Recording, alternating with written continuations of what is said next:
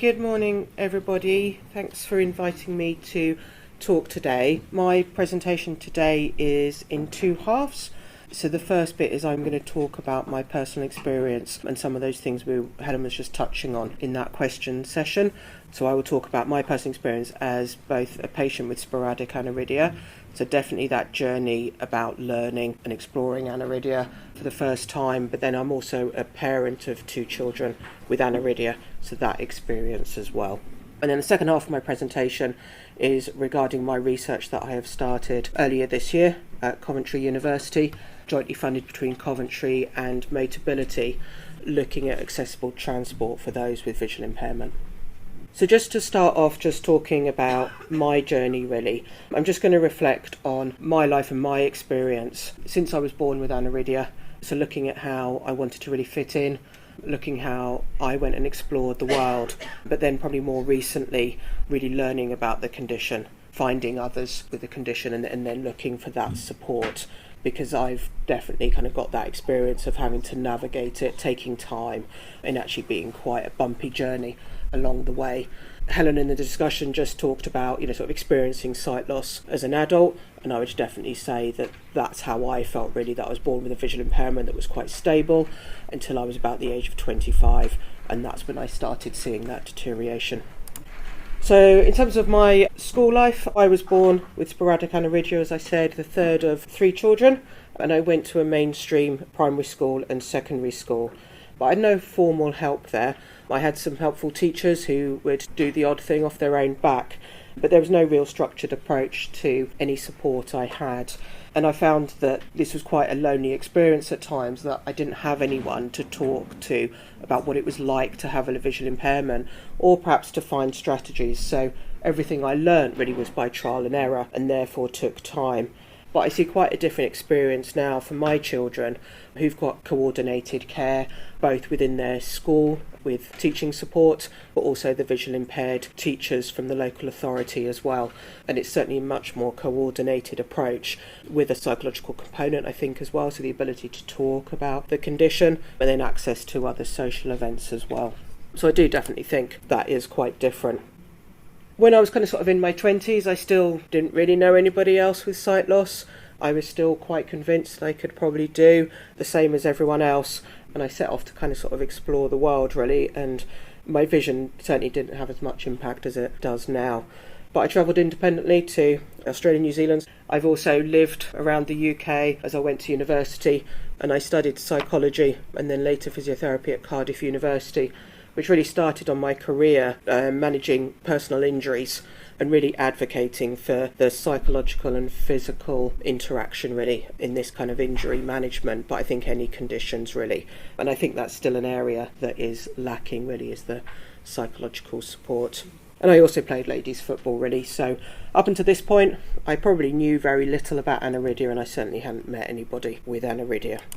But as I said, when I was in my mid-20s, I did begin to see a deterioration in my sight, and it was only my consultant at the time who said, go away and look at what we know about aniridia and what treatment options there are, because some of the surgeries, stem cell transplant, those types of things were just beginning to come around and available. So I was a student at the time, so I spent the day in the library going and having a look, and suddenly began to learn about what aniridia was and its wider implications, as we're going to kind of sort of hear today, beyond just the lack of the iris. I was lucky enough to be referred, or I think I was lucky enough to be referred really to the Queen Victoria Hospital in East Grinstead, where I've had my care since 2005, and going to a centre of excellence really has just made a massive impact on being able to preserve my eyesight, I think, and being able to learn and understand how to do that really.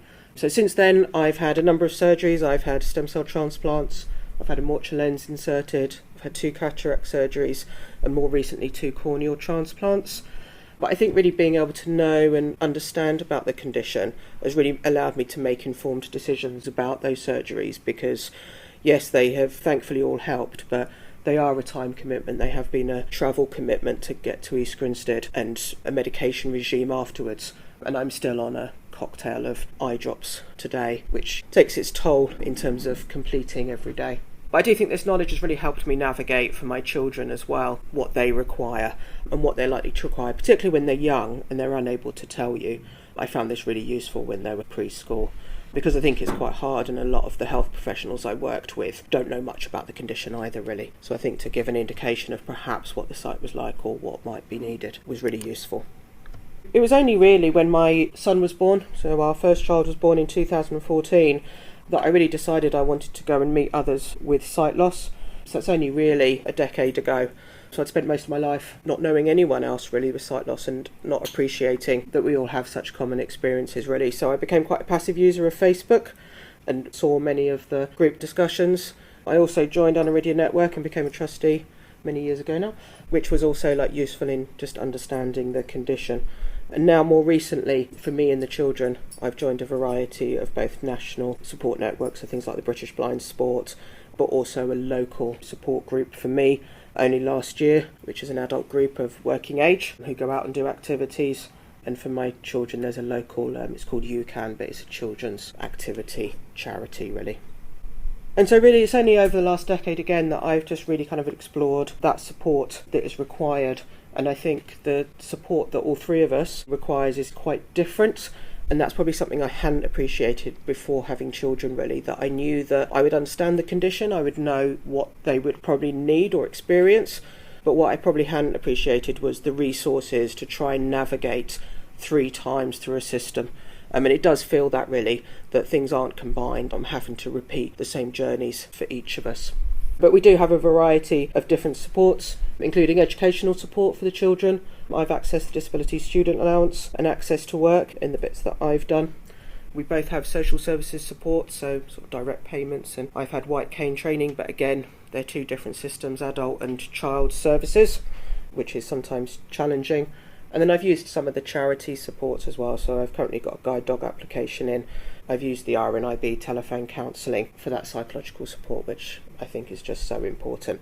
But I'm still finding it hard, really, to find local social groups and local social activities for us all. So if I was to kind of just reflect, kind of like what would be my tips or summaries in terms of what I've learned for somebody with sporadic aniridia, and I think learning about the condition has just been really key for me, just to make informed decisions and really understand what we might require and why the children are different, why their experience is just quite different to me. I think talking about what it means to have a disability is really important, and I think as a nation we're doing that more, but I think people still find it really hard to understand the daily impact and the cumulative effect of having to take more time to do every activity or the regular medication kind of every day. And I think that's somewhere that we still need to be educating a kind of sort of a wider population on.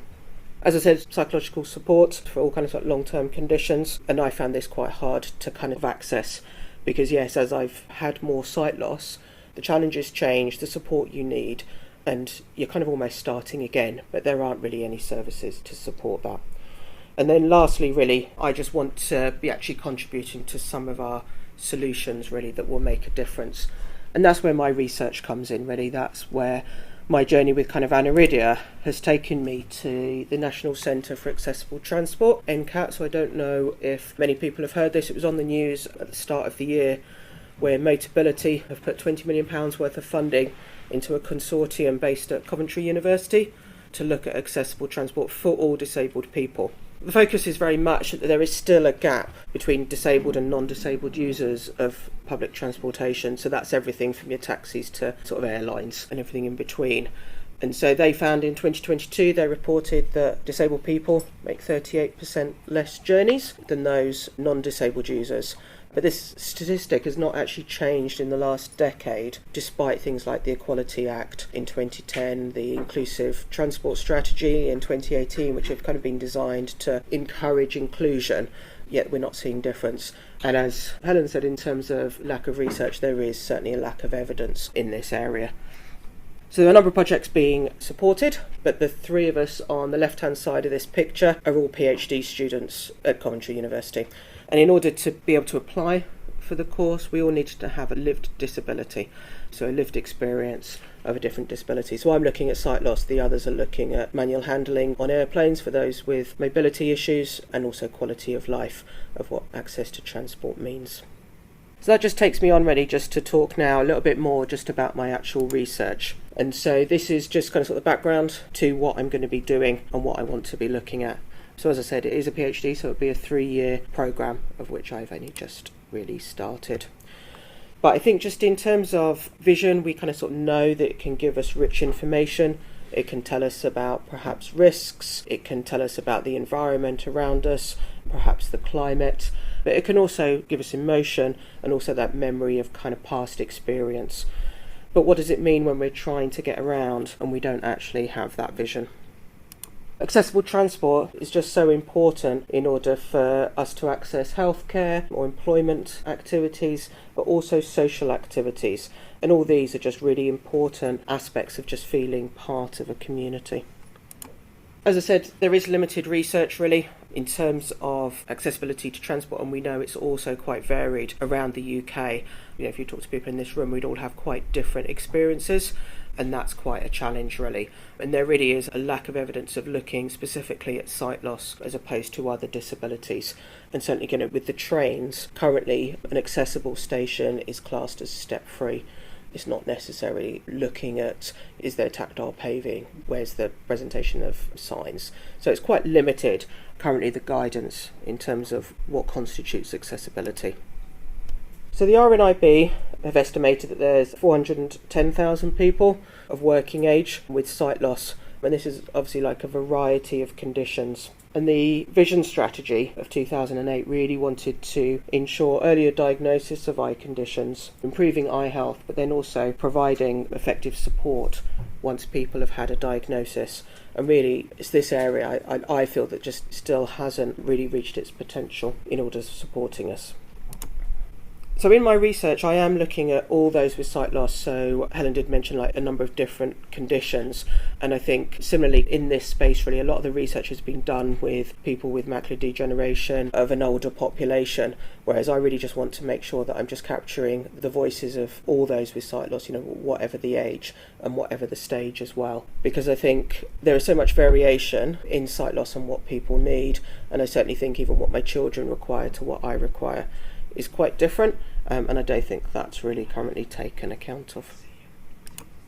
So I've talked already a little bit kind of around my experience with aniridia, but as I said, my sight began to deteriorate when I was 25, but now I really find that detail is a challenge. I can't read normal print and I can't recognise people's faces.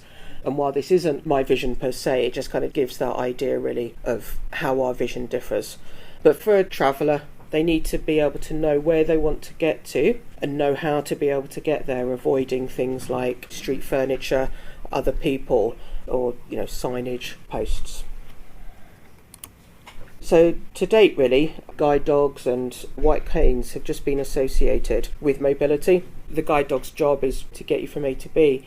It isn't able to give you that feedback on the environment, and similarly the white cane may be able to tell us about the presence of curbs or tactile markings or steps, but there's so much more we kind of need to know in order to navigate transport systems and be able to get to our destinations. So we're just going to consider some of these. So there's a book by Goldsmith in 2018 that looked at the mobility of visual impairment and looked at all the components of orientation and mobility. And certainly my experience is that I've had very limited orientation and mobility input. I've had a couple of sessions to use a white cane, but kind of sort of very little other support in terms of how I get around, either like locally or more nationally. And everything has been by learning it myself. If we just think of a station, things like landmarks are commonly used by those with sight loss, so we might use things like a statue or a bench or a clock. But people may also use the colour of railings or the numbers of pillars to know where they are. And people in this room could actually probably describe in more detail than your average person, perhaps their route today here and what you passed, because then that begins to form our cognitive mapping really of our memory and how we get around. And it's that cognitive mapping as well that is really just a learned skill for those with visual impairment, which allows us to build the map. And when we're getting around, we're doing it from memory rather than using those visual cues. And that's why, things in our house, it's so important perhaps that we're not moving those. And just having things like, your tea, coffee and sugar in the same order is just quite important. So there are some local initiatives from a transport perspective. but they're all local, as I said, really. So, for example, South Wales have a Confident Traveller programme where they take out groups on their network for days out in order to try and get them used to the network and therefore be more confident in travelling independently.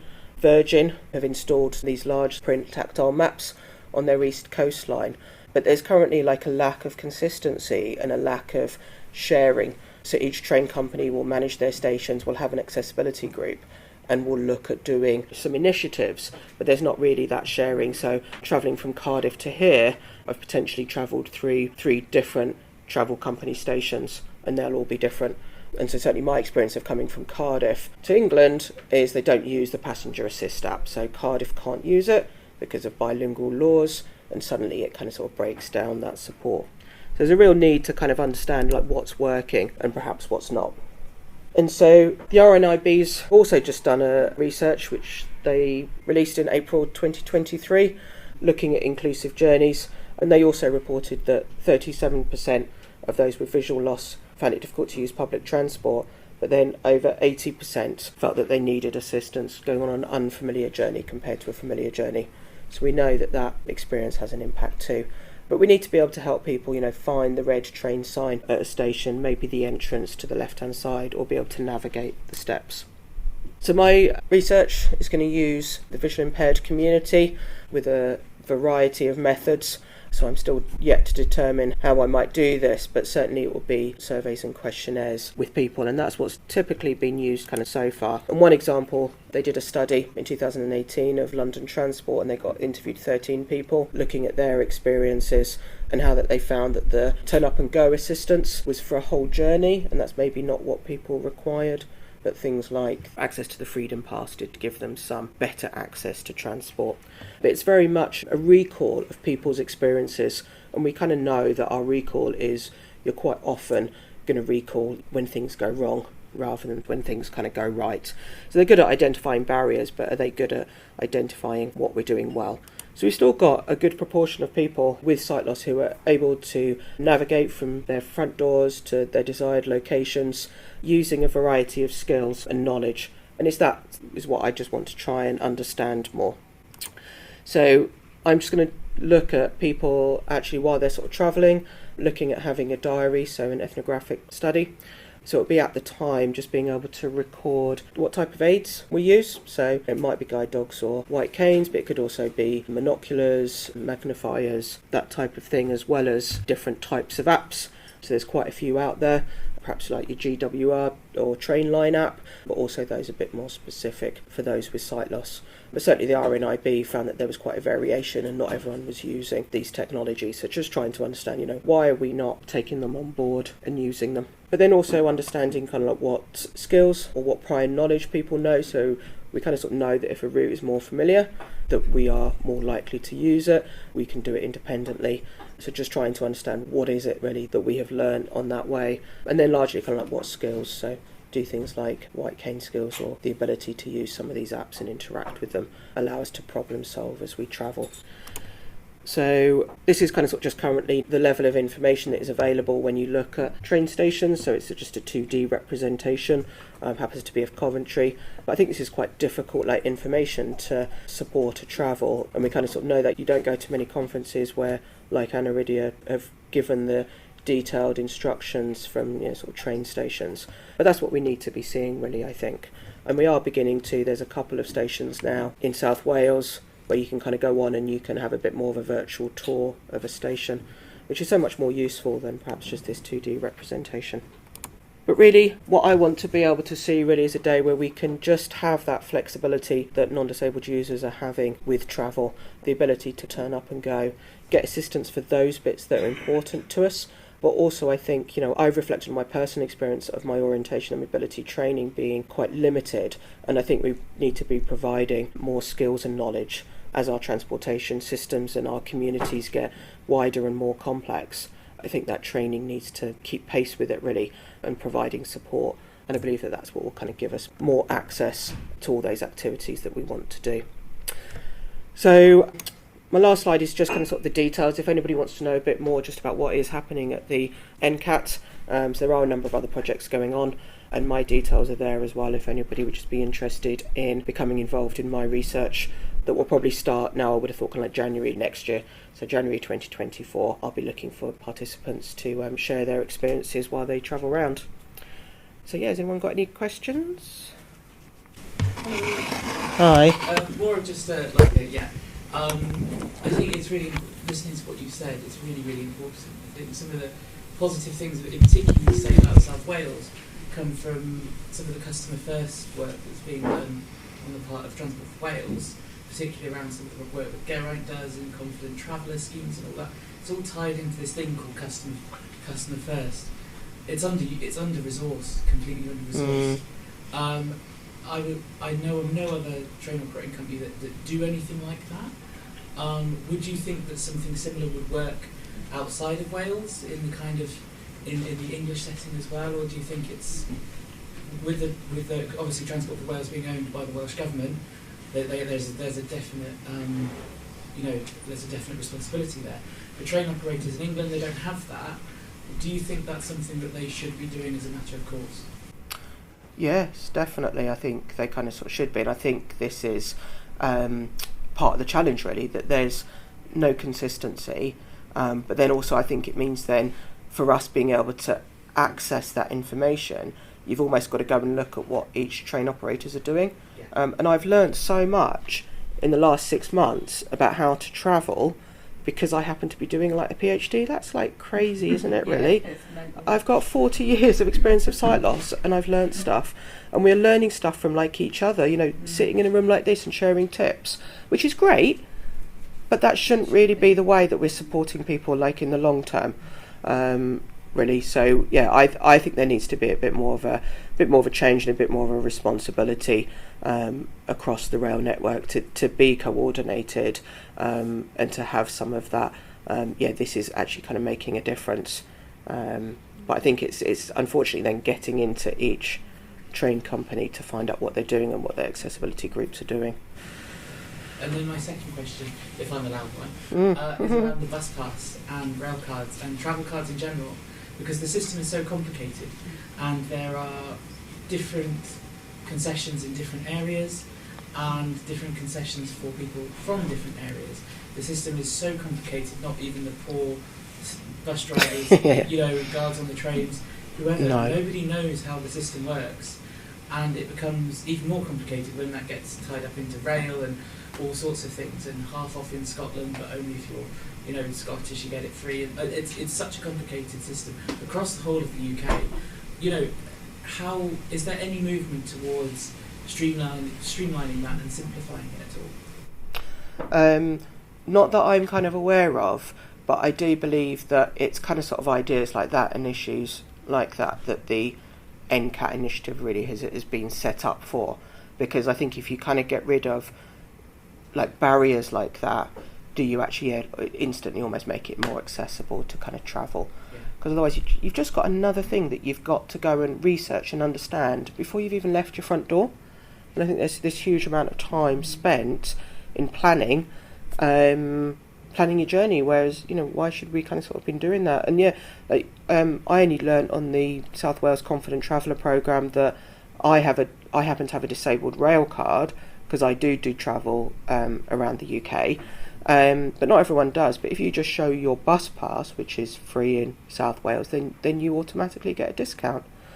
But nobody knows that, so nobody knows some of this information. And as you say, if you ask on the trains, so no, as far as I know, there's kind of like no movement on there.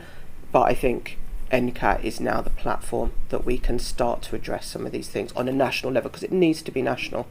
There's no point in Wales itself or Scotland or anybody saying, well, we've now got a streamlined system, but it doesn't matter. How often do I travel into England? Really. Thanks. Do NCAT have a plan to sort of inform, if you like, the mobility people who are teaching their kids?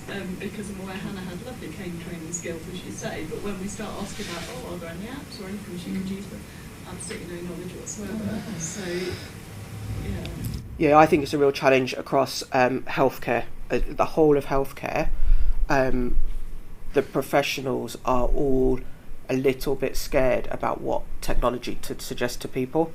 And yeah, I mean, I find that as well. I've, because of this, I'll go and ask anybody, what do you kind of know about these apps? But it shouldn't require that, really. I've got a contact in South, so it's my children's actual mobility trainer, who's got a particular interest, actually, because completely see that there is this gap. And so, as part of my study, it is something that potentially, do I want to focus on, that type of area, really? Because I think there are some really good things that the children's services are doing, but it's still, not quite, there's still a gap where you kind of sort of come into, the adult and the wider world of, how to use apps. But I think they're completely underutilised.